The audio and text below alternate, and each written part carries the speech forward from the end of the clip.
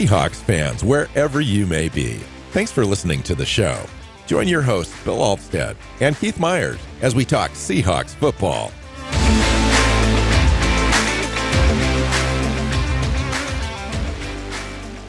Hey, hi, Seahawks fans. Welcome back to another episode of the Seahawks Playbook podcast. I'm your host, Bill Alvstad, sitting down with co-host Keith Myers. We're here to talk Seahawks football. Hey, we've made it to the regular season. This is our regular season preview, game 1. The 49ers are visiting Lumen Field this coming Sunday, first game of the year. Very excited to kind of get Keith's gauge on where everything sits this week prior to this first kickoff. Got a roster reset, got a coaching reset, got a second year of Mike Macdonald's defense coming along. Where are you at, Keith? Welcome in. Yeah, I'm feeling pretty good about this game, about this season. Like I'm ready for football to start and actually mean something and not be preseason games. And yeah, there's just, can we get this started already? Do we have to wait till Sunday? Right. We're going to have a Thursday night game. It should be this week, right? I intended to come into this show with a whole bunch of notes and a whole bunch of things to talk about. And it just got really busy for me. And I put together some things, but I don't really even want to really look at my notes very much. I just kind of want to talk football, kind of get a gut feel for where we're at and talk about some players, talk about what you saw in the offseason, the preseason, and a little bit about San Francisco now, since it's a meaningful game. We'll kind of have to break them down a little bit. But, you know, it starts right now. Seattle's goal, I think, clearly, even though it's unstated, I think they want to contend for a championship, right? And with that, they want to win their division, which Seattle hasn't done since 2020. And they still haven't lost fewer or haven't won fewer than 7 games since 2009. But they haven't won a playoff game since 2019. They haven't won the division, or they haven't gone beyond the divisional round in the playoffs since 2014. So not a lot of success in the last 10 years for this franchise, even though we've been consistently pretty good. We've had winning records. Pete Carroll's going to the Hall of Fame someday, but he's gone now. And Mike Macdonald's here. This is his team. One of the things I was really excited about last year that got established, I think that can carry over this year, Keith, is the way that we played Sean McVay's and Kyle Shanahan's offenses last year. I thought that really gave me hope that this defense was legit and that it would carry over year after year. What do you think about this defense, the way that we played those teams last year, and what is your hope to see this year from this defense? Well, I like what they did in the second half of the year last year. Not just, I mean, they were awesome, but specifically in the division. I think what you saw is that Macdonald and his staff really kind of figured out what they needed to do, what their keys were going to be in order to limit that those offenses. And it's one of those things, right? They say that the games in your division are the hardest to win because they know you well and you know them well, and they're just tougher games. And we got to see that, you know, the second time around when you got to see that team again, the Seahawks knew how to defend them. And they defended them really well. That shouldn't change to this year. In fact, with the 49ers this week, if anything, like it should be easier because the talent on offense has decreased, especially at wide receiver. So now there's less people to worry about, less things to key on. They should be able to pin their ears back and prevent some points from being scored. So overall, like, when you've got an offense figured out the way Macdonald has, especially those two, it's hard for them to find ways to make things work. I think they've got the Cardinals figured out too, but admittedly, those two offensive coordinators are two of the best offensive coordinators and head coaches in the NFL, right? They are. And so to have McVay that and figured Shanahan out, are tremendous coaches. yeah. I guess, so that part seems settled, and we can talk about that more for sure, the defense. But the big mystery surrounding this team was how Klint Kubiak's offense was going to be incorporated and to our existing players who we were going to draft to add to the pile and picked up in free agency. And then how was that going to translate on the field? And I think we saw a glimpse of that against that Kansas City game. You don't want to make too much of that Kansas City game, right? Because there was two other games that were kind of okay. But that game was really kind of, our starters for a minute against most of their starters. And the way that we ran the ball, the way that we executed our blocks, the way that the efficiency was showing up on the field seemed kind of special. It was kind of like the first two games that Klint Kubiak coordinated for the New Orleans Saints in 2024. They scored on 15 straight possessions over two games, 11 touchdowns and 4 field goals. And then the wheels kind of came off. They had some injuries. Derek Carr got hurt, and all of that, right? But that seemingly was kind of the way that game against Kansas City went in the preseason. I'm just curious as to how you feel about the offense, about the coordinator, about how it marries up with Sam Darnold and our other personnel. And what do you expect to see translate onto the field in the regular season, especially game 1 against the 49ers, who, by the way, jettisoned a bunch of players. They've got a new coordinator. They got a bunch of new guys, rookies that plan on playing a big portion of their snaps early in the season.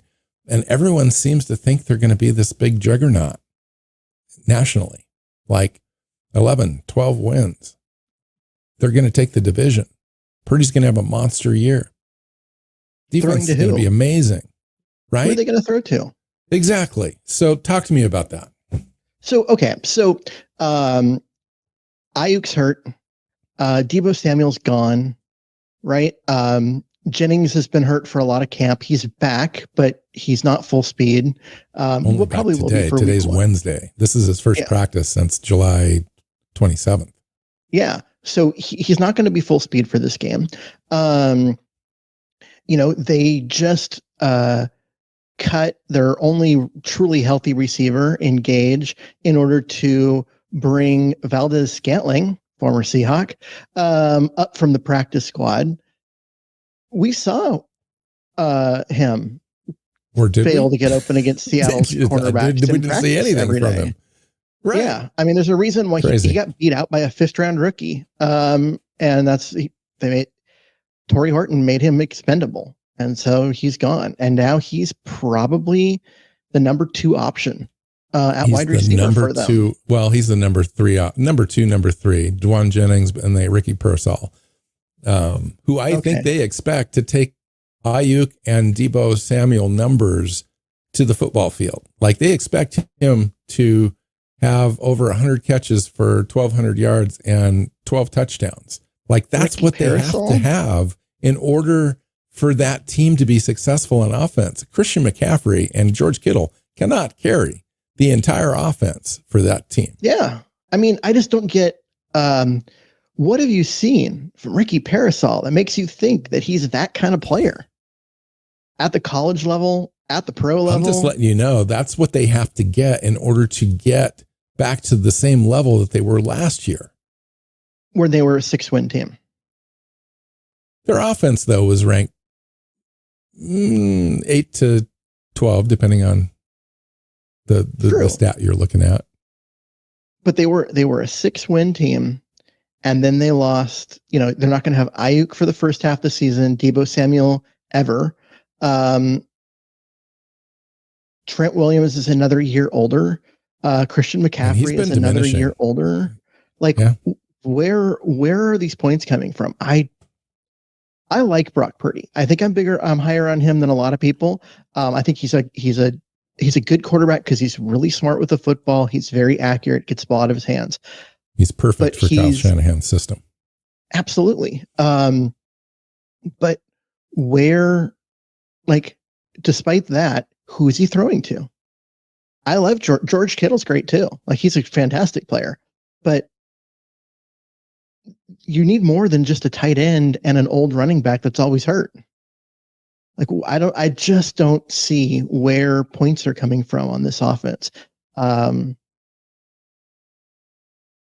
that's just where they're at right now. Everybody's hurt and they're struggling. And I think it's going to be a rough start of the year for them because of those injuries. They're going to get Ayuk back at some point. They're going to get some other guys back from injury, and offense is going to come around as long as, somebody like Brock Purdy doesn't get hurt. But early in the year, I have a hard time seeing it happening. So I was a little unfair to you in that I packaged a question of our offense with their offense a little bit. And I want to bring you back now to Seattle's offense and how you expect our personnel to marry up to Klint Kubiak's ideas of what he wants to show on the field. Oh, so with that, like Abe Lucas, Charles Cross, the rest of the offensive line minus Bradford are all perfect for that running game in terms of the way they play, their body type, their athleticism, and that you're going to see significantly better running from the Seahawks this year than last, in part because they're going to try to run the ball, and that automatically makes them better. But also, it's just the way that it's coordinated and the scheme itself. I love the outside zone stuff that they do. It fits the talent that they have. Ken Walker, who is back practicing and is trying to convince, Macdonald that he still deserves a starting spot over Charbonnet, despite the fact that he's been hurt most of training camp by stringing some practices together. But it doesn't matter which one of those guys is in there. They both fit the scheme well. Ken Walker's more of a glider, and then when the cutback block happens and he can, or the seal block, and he can put his foot in the ground and cut back, he could be gone to the house. I mean, he could be special in this offense if he stays healthy, whereas Charbonnet is going to run people over and just be a beast. Because this offense, the way the running game scheme is it puts the running back on linebackers. And says, here, make this tackle. Because if you let him fall forward, they're going to get first downs over and over and over again. And Charbonnet is the type that always falls forward. So he's really built for this. And I know that, like, there's a lot to be concerned about with Sam Darnold and all of that, because you've seen 1 year of it, and it was great, but it ended poorly. But he fits this system. His ability to throw on the run, to, get the ball out of his hand quick, throw on the run. A lot of these plays are designed for really easy reads for him.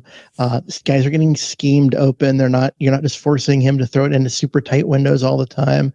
There'll be a lot of bootlegs, a lot of play action, which slows pass rush down. They're going to make this easy on him. And the style of play fits what Sam Darnold does well. If you wanted to have him drop straight back, 7-step drop, take it on a pass rush in his face and throw the ball down the field and do that over and over again, that's not who he is. But that's not what this offense is. Like, it really is a good combination of scheme and talent, where it's the right scheme to get the most out of the talent that you have. Even if he's not, he's not a superstar quarterback. He's not, one of those guys that's going to go out and win a pile of games for you that you don't deserve to win. But it's really well meshed as far as the scheme scheme with the talent. And that's what I really like about what they've done this offseason. Yeah. And, I think that you're also going to, in this game, you're going to take that new offense, new scheme, new personnel packages, new quarterback, the whole thing. and you're going to run it up against the 49ers defense. One of the biggest problems that the 49ers had last year was their defense was ranked 29th in defending the run. Defense overall ranked 29th in points, 8th in yards. There's a little bit of a disparity there. 29th in rush EPA and 25th in success rate versus the run. What did they do to fix that? Well, they brought back Robert Saleh to be their defensive coordinator. Had some success with them in prior years, although you could kind of argue some of his success was also on the coattails of Dre Greenlaw and Bosa. You know, when Bosa was drafted, that defense got better. When Bosa was hurt, that defense got a little worse. It got a lot worse. When he came back, it got better. So, I mean, I don't know what Saleh was responsible for and what Bosa just did for them. But well, when that defense was really good, they were great up front. You know, Eric Armstead is in there, Buckner, and they just had those three defensive linemen in there. They were 5 deep of really good players there. They could rotate guys in and out. It didn't matter if someone was hurt and couldn't play because they had other bodies that could fill in, and they were just solid up front. Bosa, was just one of those guys. He wasn't. It's him and a bunch of nobodies. He was just one of many. Yes, a very, very good one of many, but one of many. Now it's the Bosa show, right? He's the guy. If he doesn't get there, who's going to? And it's a much different defense for Saleh to coordinate because you're right. Dre Greenlaw is not there anymore. The defensive line's not there minus Bosa. Like Hufanga's not there. Shavarius Ward's not there. Javon Hargrave has moved on. Malik Collins, cap casualty. Leonard Floyd's no longer there, even though he was diminishing. And then, so all those guys left. And that was a bad defense last year. And all those guys were some of their best players. Mostly lost because they needed to pay Brock Purdy. Let's be honest. Some of those guys would have been back. Like Hufanga and Greenlaw and Shavarius Ward and Hargrave. Those guys are only not there because they had to pay Brock Purdy. And then what did they do with the rookie class? So they brought in Alfred Collins. They brought in CJ West, both defensive tackles, edge rusher in free agency, Bryce Huff, who couldn't get on the field with the Eagles last year.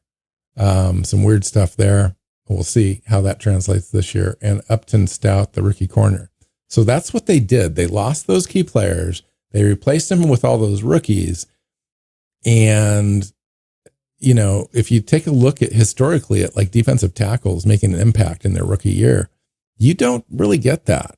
It takes a little bit of time to integrate those guys, especially defending the run. I expect the 49ers to be very bad again at defending the run. And we'll see how that goes this year. Their back end, I think, will be a little better, but I think up front, they're going to get a little bit out of Bosa rushing the passer. But again, where else are they going to get anything? And those rookies aren't going to make an impact, especially early in the year. I think this game is going to illustrate how big of a step Seattle took with its offense this year.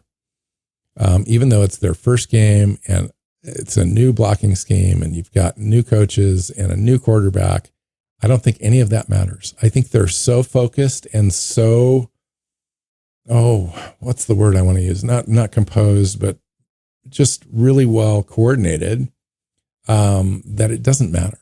I think that this is a perfect game for them to go out and play their first game. A real competitive coach that's crafty, playing against them, but I think they out talent them on almost every step of the way. Yeah. A good way to think about the 49ers defense is to look at what the Rams did a year ago, because the Rams were in a similar position. Aaron Donald retired. They had to lose. They lost a bunch of guys and they stocked it full of rookies, really talented rookies. And for the first half of the season, that defense was historically bad. Like, it was one of the worst defenses, especially against the run, in the history of the NFL. Then things kind of clicked, and that defense became legit down the stretch.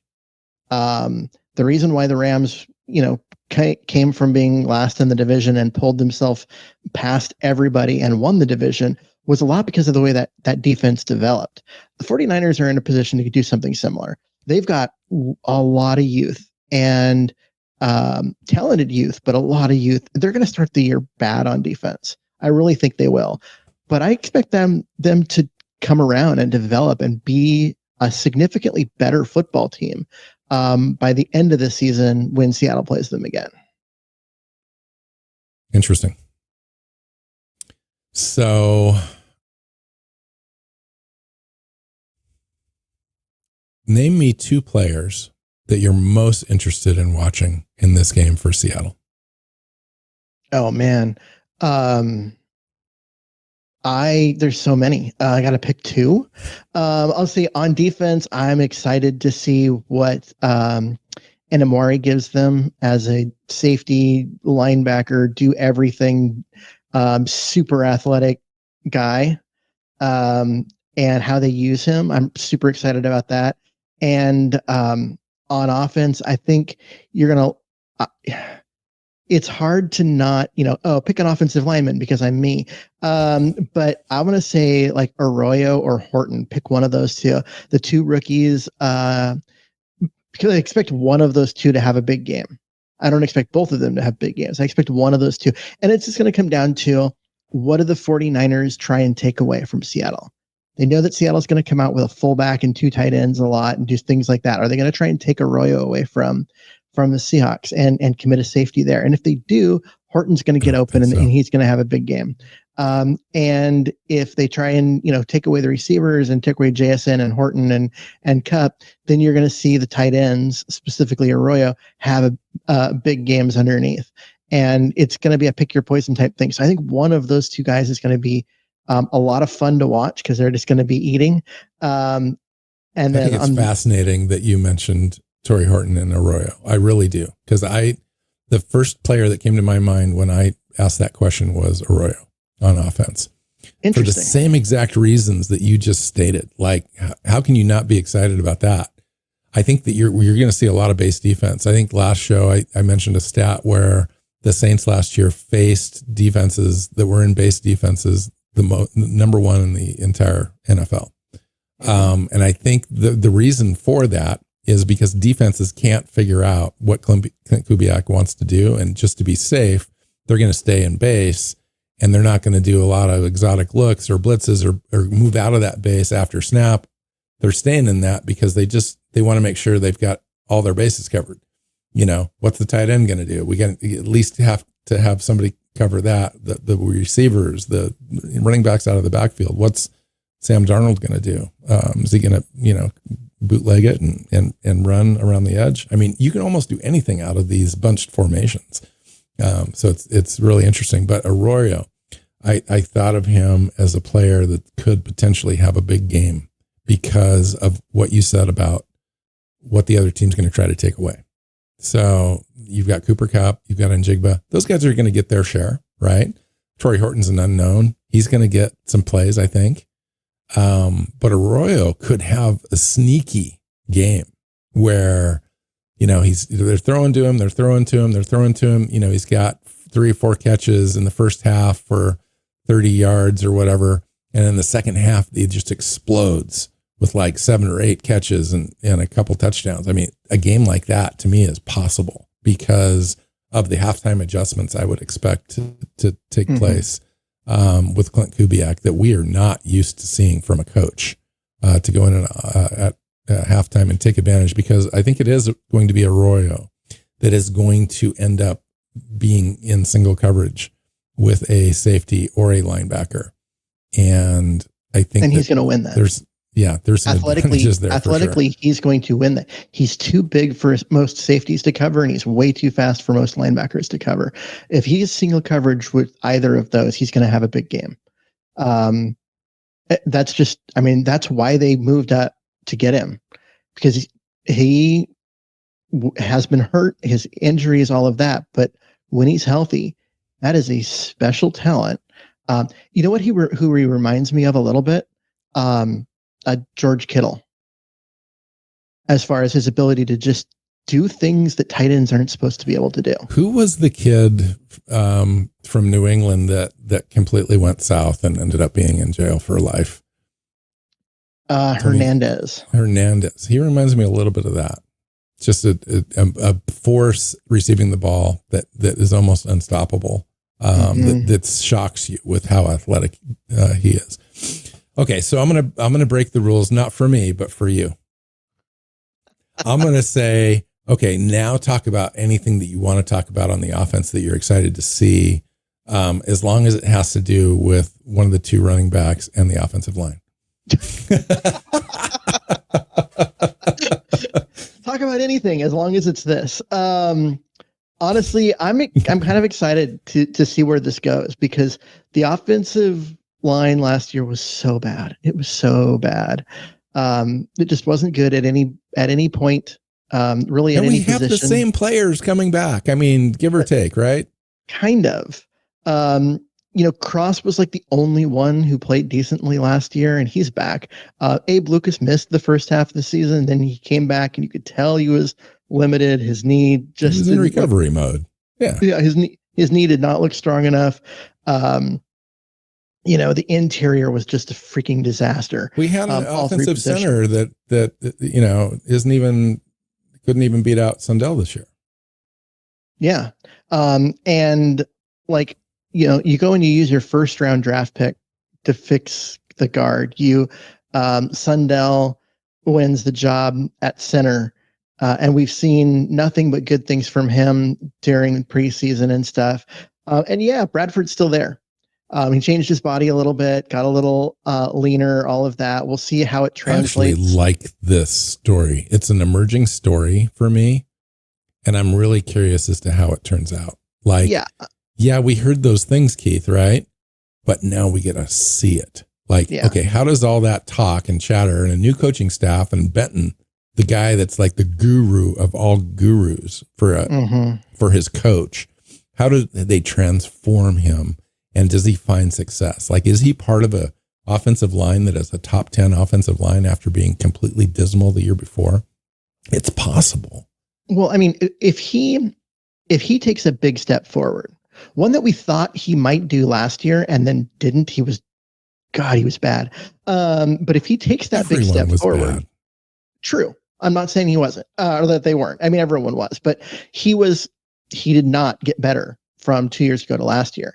But if he does now, if he, all the coaching that he's been getting with Benton and everything, if he takes a big step forward and goes from being, the 56th best guard in the NFL to anything like 30th, this offense could be great, because he's probably going to be the weakest link on that offensive line. And if the weakest link on the offensive line is an average NFL an above player, average run blocker for you, yeah, then you're in good shape. You're in really good shape. But I like what they've done as far as the transition to Sundell, and the way they've drafted, and that they are transitioning to Kubiak's blocking scheme and the body type necessary to get those big guys out on, and stretch that defense out laterally from, hash mark to sideline. You're going to make those, the big uglies in the middle of the defense run in order to try and stop the running game.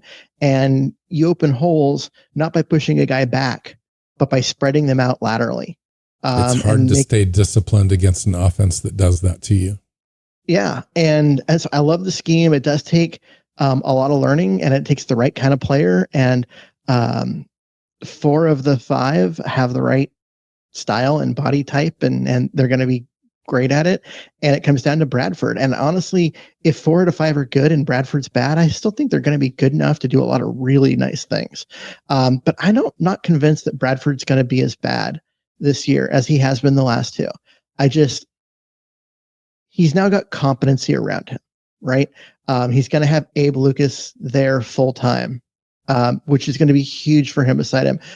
He's going to, the rest of the line being, there. Sundell, I love the way he plays and the way he communicates.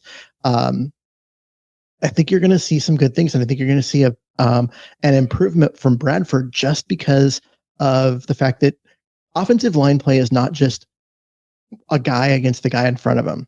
There is a lot of working together, a lot of interaction, a lot of communication that has to happen in order to do it well. And I think that for the first time, Bradford's going to have that around him on both sides, and we're going to get a lot more out of his just raw power and stuff that he possesses. When you watched the Kansas City Chiefs preseason game and you saw them dominate the line of scrimmage, on especially the offense, defense did its job too. But we talked endlessly last year, about us getting dominated at the line of scrimmage on the offensive side. When you saw that against Kansas City, what went through your mind? Tears of happiness. I don't know. I love good offensive line play. I love seeing it. And that's what that was. That was a clinic that they were putting on.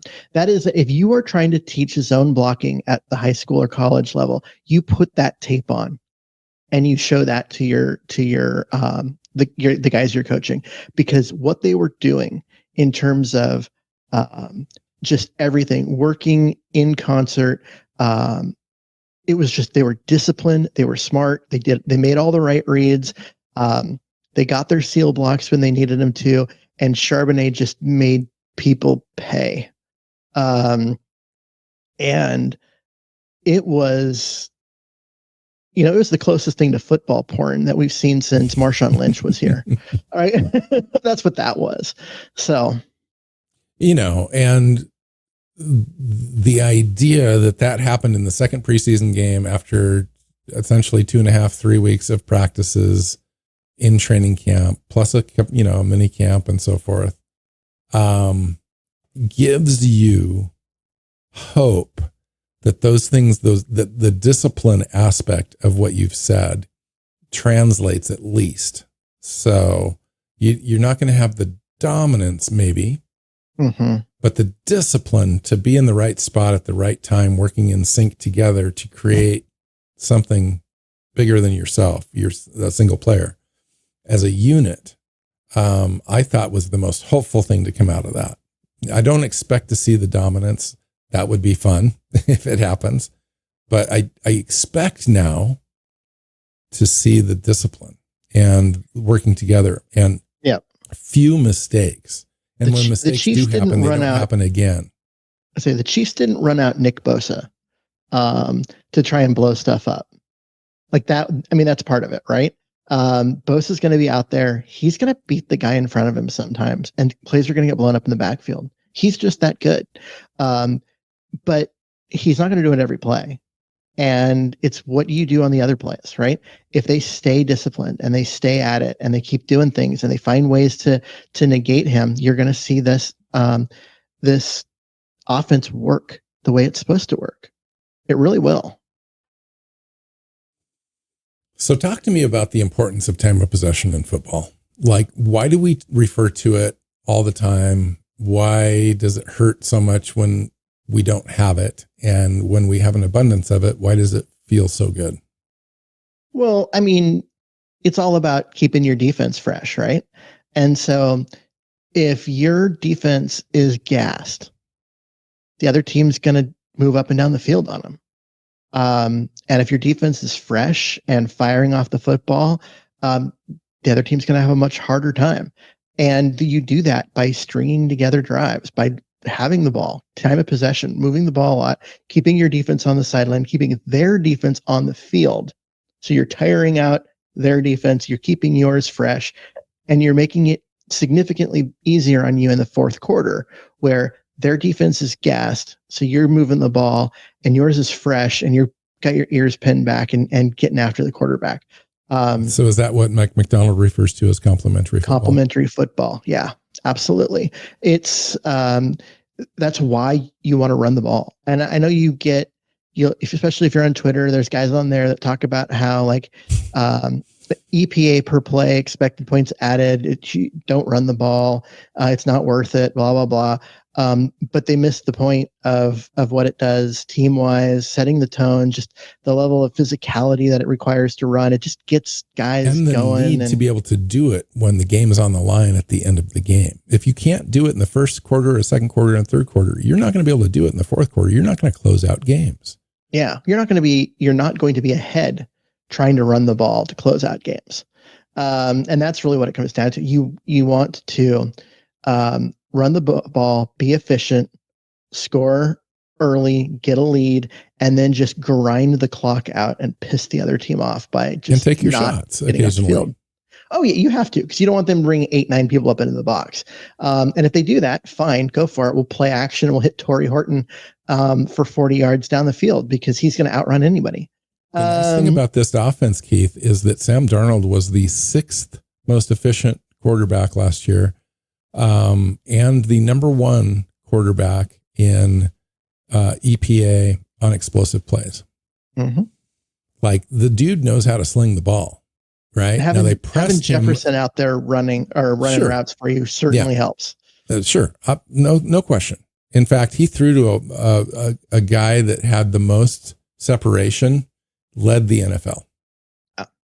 But nonetheless, you have a guy that's capable of doing that if we can figure out how to get guys open and have enough time to do that. And the way that you have enough time to do that is you grind the ball, you run play action over and over and over again, and take your shots, which means 4 or 5, 6 times a game, Sam Darnold is going to drop back. It's going to look like he's running a crosser, 15-yard crosser, and he's going to go deep on you, and he's going to nail those things occasionally. And so that's what you're looking for. I think, when you talk about those older Pete Carroll offenses, the Schottenheimers and all those guys, they wanted to take shots often, and they had a quarterback in Russell Wilson that was able to do that. And then Geno Smith had an arm. Well, Sam Darnold's got an arm too. I mean, there's no question that he's got a top 10 arm in this league. So whether or not they use it as much as they did in Minnesota, I don't think so. I think this offense dictates that you don't. That's not the point of the offense.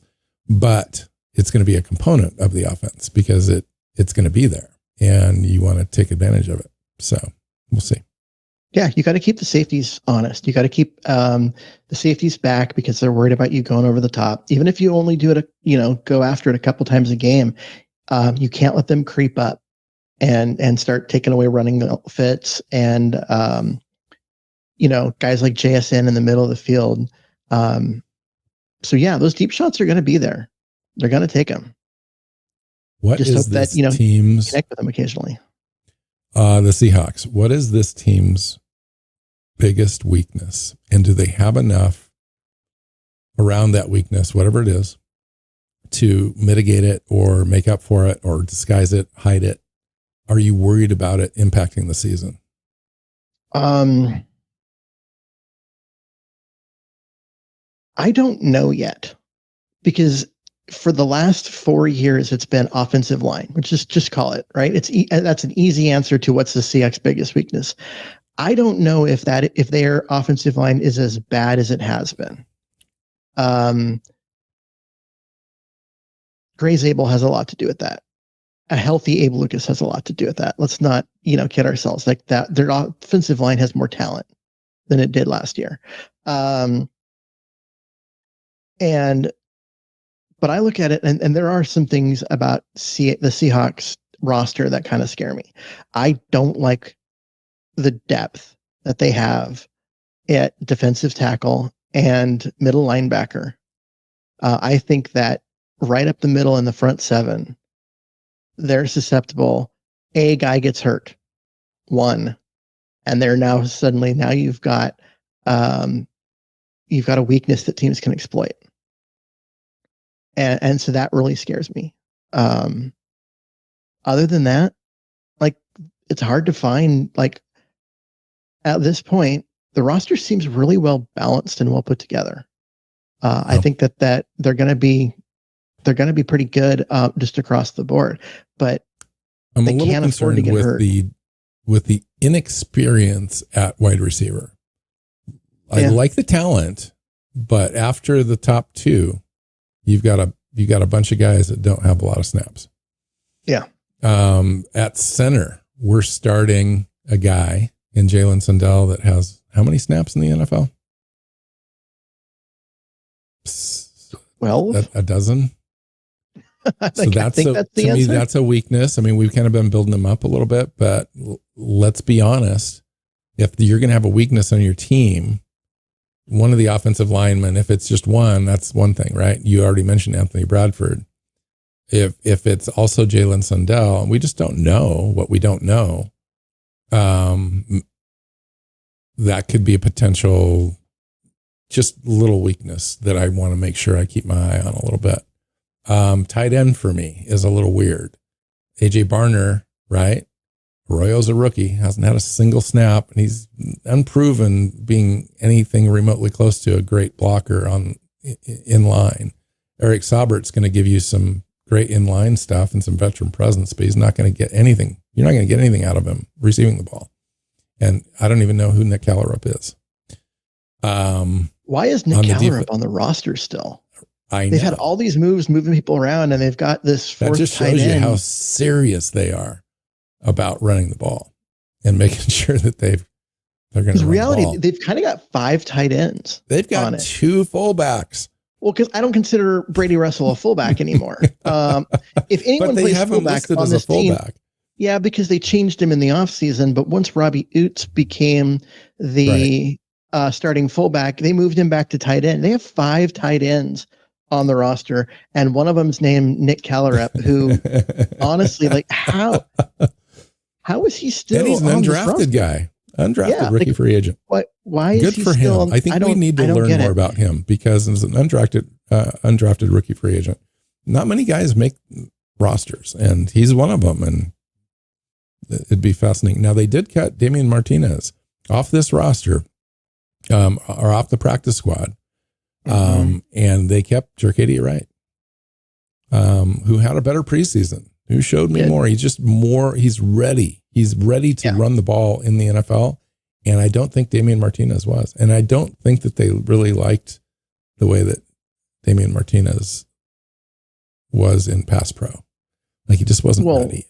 He wasn't ready for that. And we've seen in the past that it takes running backs a while to adapt to zone blocking, right? Go look at the first 6 or 7 games of Marshawn Lynch in Seattle after they traded for him. It wasn't pretty. It really wasn't. I remember ran into a lot of the backup jerseys for a while there, and trying to, I remember Danny Kelly, who was running field goals at the time, wrote an article that was like, well, we tried the Marshawn Lynch thing. What's next? And that was like 2 weeks before the Beastquake. And it was like the coming out party for Marshawn Lynch as one of the game's best backs. But it was right before that. But sometimes it takes time. And so I don't like the idea that, giving up on Martinez because he didn't run well in the preseason and all of that. But yeah, Jerkadia Wright has been around, and he's more ready. He's especially more ready as a pass blocker. If they need someone to pick up a blitz, you don't want it to be Damien Martinez. And so they're okay with exposing Martinez to other teams. And I think they believe that when the time comes for them to bring him back onto the practice squad, that he'll still be there. So I think that you and I have mentioned Byron Murphy as a prospect, like, I'm going to say a dozen times or less on this show since he was drafted. And we're hearing that he's supposed to take another step this year, right? He's going to take another step. They didn't really draft a true nose tackle. They didn't draft and Jonathan Hankins is older, and they didn't really have a guy that's like supposed to replace him. They got the two guys that had the body types of bigger guys in there to kind of help protect, take on double teams and maybe allow Byron Murphy to play more 3-tech. What type of season are we looking for with him? Like, I just don't even, this guy's just not mentioned very much and not popping in practice. So he's not getting mentioned. Like, well, it's hard to. Should we be concerned, or I don't think is so. everything just normal? It's normal. I mean, how often did you hear Poona Ford talked about in practice? Well, that first year when he was an undrafted guy, he made a name for himself. The first year he did, but in part because he was an undrafted guy that had guys like me before the first practice pointing and being like, watch him. He's way better than anyone thinks. And so people were. Whereas with Murphy, like, he was a first round pick. No one's like, jumping up and down saying, don't forget about him, because I don't think the team is. But he's a defensive tackle. He's a run stuffer. His job is he plays nose tackle. He would be better at 3-tech than he is at nose tackle, but they've got plenty of 3-techs. They need a nose tackle. And so he's playing a little bit out of position, but he does all the little things that don't show up on stat sheets. And that's one of the things you see, like, how many tackles, per year did Poona Ford have? I think one year he had 24, and people were like, oh, why do you keep saying he's good? I'm like, because I watch tape and I watch him take on multiple blocks and not get moved, and screw up running plays by requiring 2 people to block him. And, stuff like that. And, Byron Murphy's kind of in that same role. I mean, he's not the same type of player. He should be better at penetrating, and getting into the backfield, but he's playing out of position at nose tackle instead of at 3. And I think he does the job pretty well, but it doesn't lead to exciting plays. So are you, as far as the looking at our veteran guys on defense, who stands out to you? And I'm going to say Jaron Reed, Leonard Williams, Marcus Lawrence, Uchenna Nwoso, Ernest Jones, Julian Love. I think you could say even now Kobe Bryant, Tariq Woolen, Devon Witherspoon. We're starting to build a defense. Like, those are some good names, good players. All those players I mentioned have an opportunity have Pro Bowl level seasons. You didn't mention Boye, Mafe, or Derek Hall, and you should. If you're going to mention Kobe Bryant, you need to mention Derek Hall and Kobe, Mafe. Those guys. I mean, they've been doing it. Throw in Tariq Knight. Why not? Well, I wouldn't, because he's only done it for half the season. But we didn't. Mafe, the only player we didn't mention out of the bunch that's going to play a lot of time is Nick Minwari. I mean, this defense is actually looking really good. It is, and that's why I keep saying, like, this is a top 5 defense. Like it was last year. They brought all the guys back and then added talent to it. There's some depth concerns up the middle, in the front 7. They were there last year too.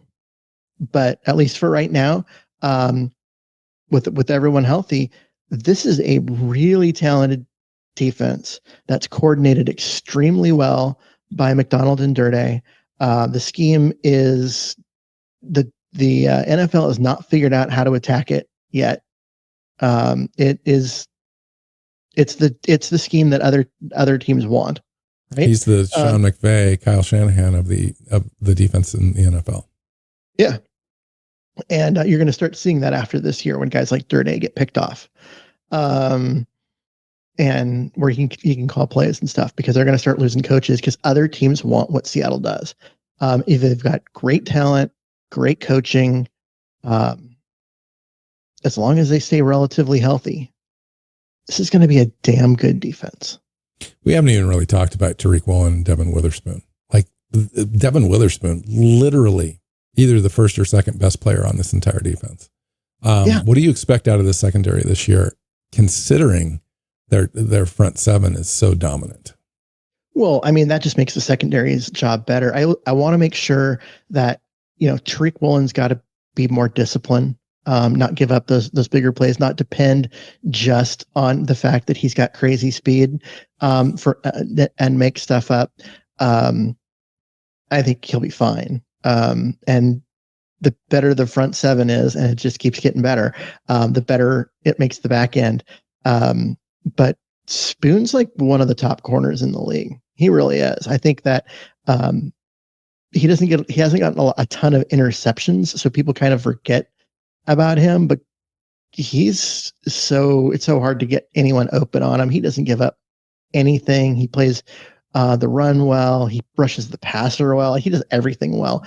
Why doesn't this defense generate more turnovers in general? I don't know. And it's weird because typically when you start getting pressure on the quarterback, that's when you get turnovers, right?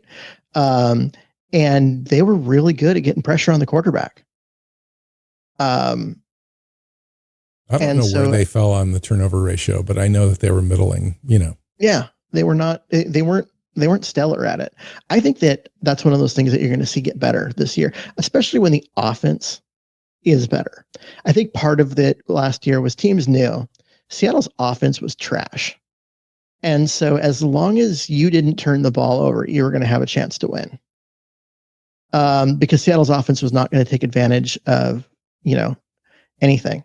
And so now if the offense can score some points, get some leads, force the other team to take some risks, you're going to start seeing more turnovers.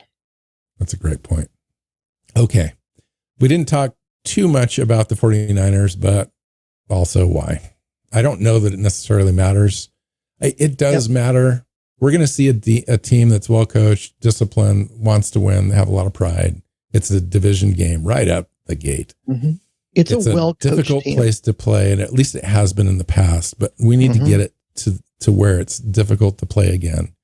And I think the defense this year has a big job, and that job is to get this crowd back to the standard that was set earlier in the decade, in the teens, because I think that Seattle really needs that to get home field advantage and make it count. Yeah. So let's talk about what we expect to happen in this game. Go ahead and at the end prediction time. All right. So I think that you're going to see two well-coached teams because the 49ers are a well-coached team. Shanahan knows what he's doing. Saleh knows what he's doing. Those guys are excellent. But you're going to see talent win. And the 49ers just don't have the horses for this race right now. I think they will when we play them the second time. It'll be a much better game because it all depends on Christian McCaffrey. True, but I think the rookies on defense will develop. But I just don't see. I don't see them hanging with Seattle overall. I think Seattle's offense is going to be able to run the ball. We're going to be able to put up points. We're going to be able to put the pressure on the 49ers. If you can get them to stop handing the ball off to Christian McCaffrey by just getting a lead and force them to throw to Valdez-Scantling and Sky Moore and Ricky Parasol. Yeah. Who are the only, the right receivers they have. Those guys aren't scaring Spoon and Woolen. They're not. And you're going to see them struggle. It comes down to, you don't let Kittle and McCaffrey beat you because they're fully capable of doing it, but they don't have, if you take that away, what else do they have? And they don't have enough to keep up with Seattle. So I think Seattle walks away with this one fairly easily. I want to say that it's going to be a relatively lower scoring game, but it's going to be like 24-13. My score is 27-13. Okay. For a lot of the same reasons, I will add that I believe the Seahawks are going to run the heck out of this ball. Long drives, long sustained drives, converting third downs, dink and dunk passing attack, more or less, with a few shots. I think they build a lead. I think the defense doesn't give up anything. It's very difficult to score against this defense or move the ball or convert third downs consistently. And, yeah, I think that translates into, 150 to 175 yards rushing, and 27 points on the board. And then the defense, maybe the 49ers score late when it doesn't really matter. And I think it's just it's a dominant game from them to establish superiority in this division early. Because I think when Seattle kicks the 49ers ass the way that I expect them to, in the fashion that I expect them to, Seattle will be the team to beat in this division. And the Rams will be like, oh, wow, these guys are for real.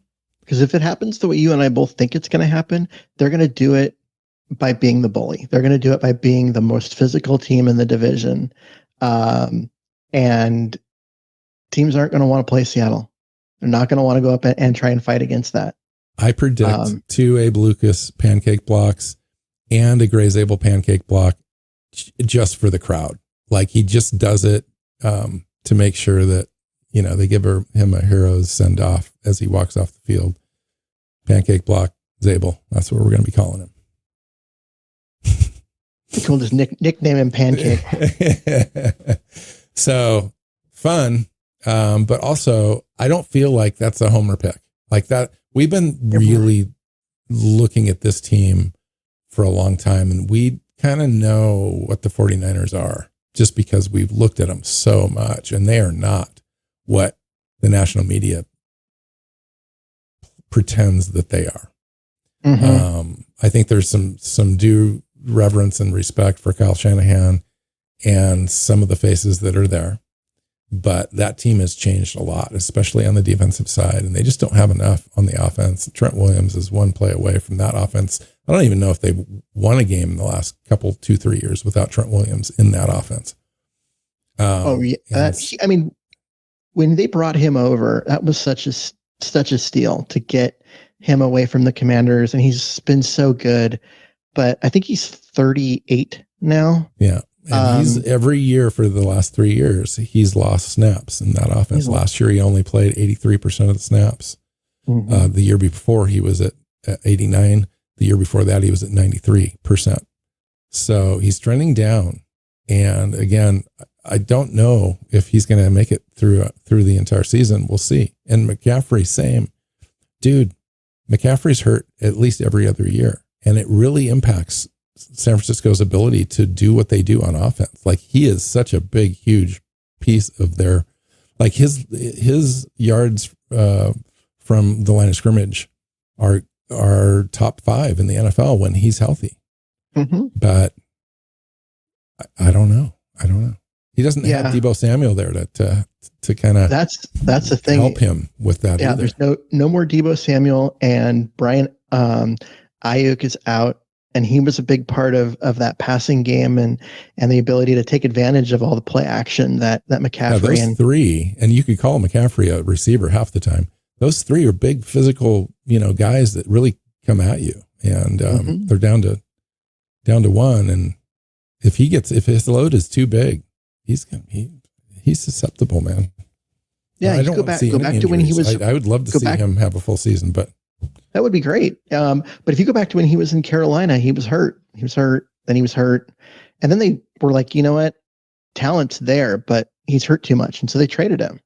And he came over to San Francisco. And he had a couple. He had a couple years. And you're like, hey, well, he was getting hurt in Carolina, but he's staying healthy here. Mm-hmm. And then last year happened where he got hurt again. And you know what happens with running backs? They have a heavy load. He's had as heavy load as anyone. And people come after him. Like he runs physical, which demands that people are trying to physically get him down. Mm-hmm. And it takes a toll. Okay. Well, let's enjoy this game. Let's get back here after the game. I don't know if we'll get back here the night of or the next day, but for sure we'll come back and recap that game and get ready for the next one, because these games now come at you.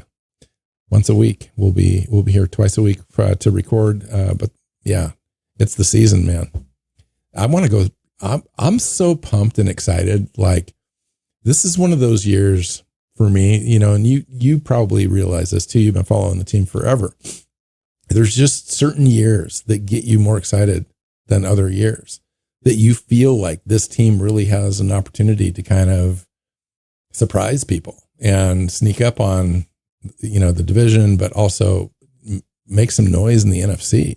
And, you know, once you get to a certain level in the NFC, you get past that division game, you get to the NFC championship game, anything can happen. Like you face a team that you just happen to, you know, match up really well against and out scheme, out coach.